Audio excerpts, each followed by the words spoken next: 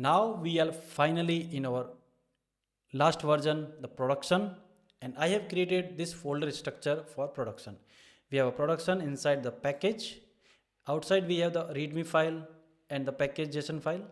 Inside our package folder we have core and two different folders for each plugin. We will not publish all together. If we want to publish only core, we publish core. If we want to publish one plugin, we only publish one plugin, and same for the last plugin. So if you open the core, inside it we have source folder, and outside we have rollup config. This is config for how the build will happen. So when we run the npm run build, it will build ESM or CJS or UMD, all these three types of minified and non-minified files. And we have the package.json and readme file. Inside the source, we have all the files that we have created in our all modules. Now, till now we are writing the CSS inside our HTML file. So if you look at it, we have the CSS in here for our date picker. That is okay for demo or the development, but when we do the production, we need to change it. We cannot have it like this. So today we will create a CSS file. So let's create a new CSS file in here. Inside the source, I will add black and white date picker.css.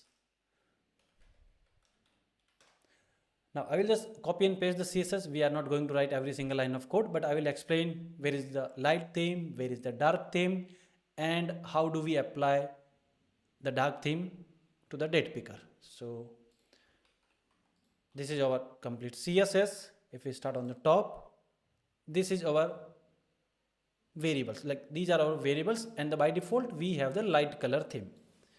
But for the dark theme, we just use the same variable, we just change the value.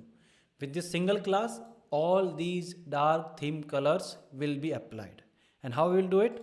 We'll take this class, and when we create an instance of our date picker, let's say the picker 2, we will add this single class date picker dark, and it will make it dark.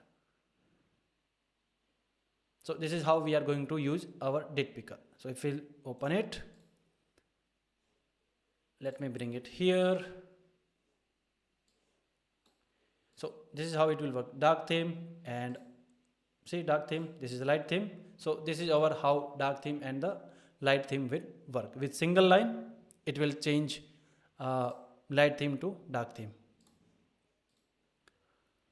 So this is our CSS. Now our CSS is ready. This is a production ready. We will just use the build config to build it, and we will put it into our dist folder, and it will be our ready CSS file. Next, we create a type file for our date picker.